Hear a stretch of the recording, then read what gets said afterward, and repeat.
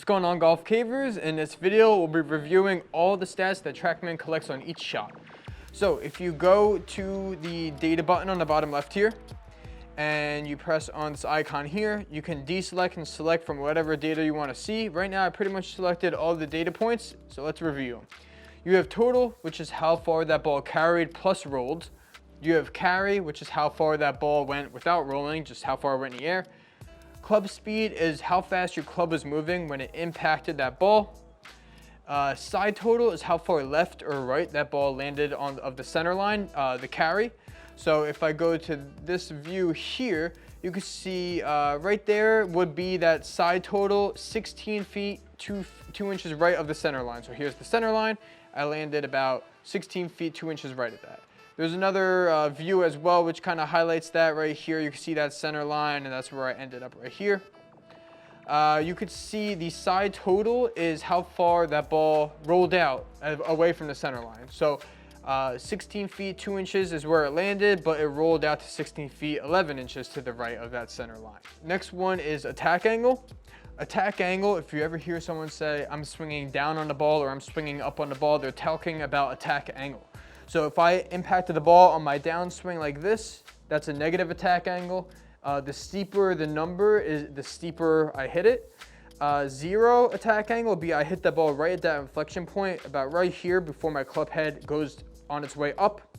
A positive attack angle means I impacted that ball on the upswing. All these stats, there's some rules of thumb about them, and there's a feature called the optimizer. We have another video going into detail about the optimizer, which tells you where these stats should be based on what club you're hitting, how hard you swung. So reference that other video to see where these numbers should be. But moving on, club path. If you ever hear someone saying I swing it in to out or out to in, they're talking about club path. So to show you a visual, if this is my center line right here, this groove, in to out would be my club heads going this direction upon impact. Out to in means my club head's going this direction upon impact.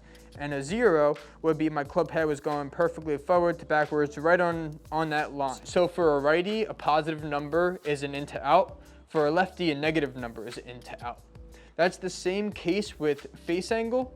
So I'm gonna drive that next to club path here. Face angle is telling you if I get a ball, was I open, closed, or squared? So zero would be perfectly square to the ball. For a righty, positive means open like this. For a negative number for a righty means I impacted the ball closed like this.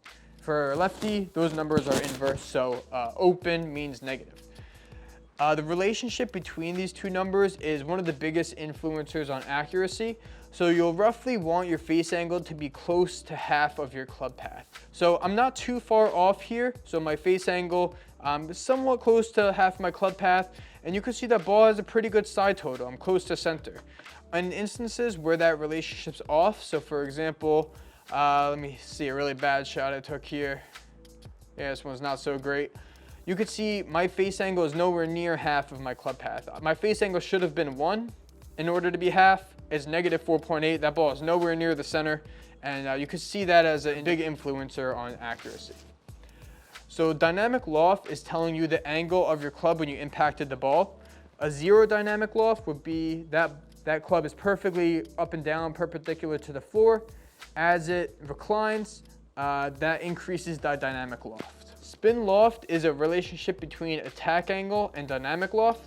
So dynamic loft minus attack angle is roughly spin loft. You reference the optimizer about spin loft. It's one of the numbers that is outlined in the optimizer. If your spin loft is good, but your attack angle is bad, it means work on your dynamic loft. If your spin loft's good and your dynamic loft's good, work spin loft is dynamic loft minus attack angle. Face to path is the angle between your face angle and your club path. So if you go to the video, we get the down the line video here. This blue line is a visual of your club path, as we see here, 4.2 in to out, and that's in reference to the target line. That's a white target line. The face angle is also in reference to that white target line. It's 2 degrees open in regards to that white target line. Face to path is what is the angle from the red arrow to the blue line does not care about the target line at all. It's talking about what's the angle from your face angle, which is the red arrow, to your club path, which is the blue. So right now I'm negative 1.3, and as we mentioned, you want your face angle to be half for your club path, so that should be the inverse of your face angle to be half. If your face angle in this situation was 2.1, about half of that club path, your face angle will be minus 2.1, and that's about where you want it to be. Low point is related to attack angle as well. So low point is when did the lowest point of your swing occur? When did that attack angle go to 0 before that club head was on its way up? When did that inflection point occur? So that low point for me on that shot occurred 4.3 inches after I impacted that ball. Its ideal stat is based off of club and club speed. So look at the optimizer to see where your attack angle is. If your attack angle is good, your low point's good. You'll hear people say the divot should be taken after the ball on your irons, let's say. And that's a symptom of low point. So if your low point's happening before you impacted that ball, that means your divot is being taken before the ball. That's no good. Impact offset and impact height is talking about the impact location. So that was a pretty good shot right there. I was 3 millimeters towards the toe and 1 millimeter high from the center of the club on a shot that's not as good. Let's see here. Oh, here we go. You could see, I was good offset. I hit the ball in the middle, but I was just too low in the club face. I was minus 9 millimeters down. Dynamic lie is the angle of your club to the ground. So you could see the steeper, the more I go like this, I know this is exaggerated, but that increases that angle, and going like this decreases the angle of that dynamic lie. So, ball speed is how fast that ball came off the club head.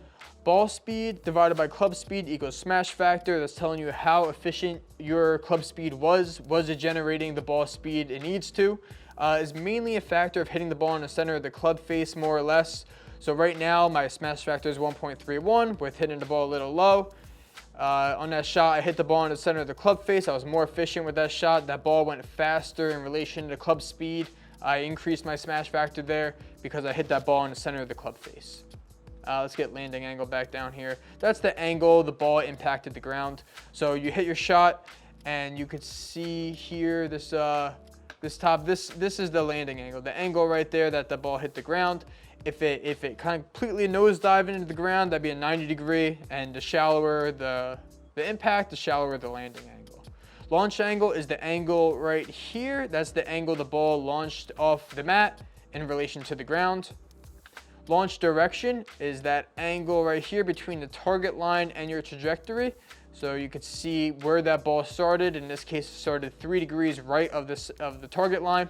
Spin rate is how many revolutions per minute that ball spun. Each ball, club, and speed has its own ideal. Spin axis is telling you, is that ball spinning clockwise or counterclockwise and how much. So for a righty, if you want to hit a draw, that spin axis needs to be negative. That means there's some counterclockwise rotation of the ball, and that ball is gonna curve. The bigger the spin axis, the bigger the curve. So this is a pretty small curve. I had a pretty subtle draw there. Let me go to this view. But if I had a really big curve, let me see if anyone, so that's a bigger curve to it, a bigger spin axis. So that's a spin axis of 9. You'll see the bigger curve to it.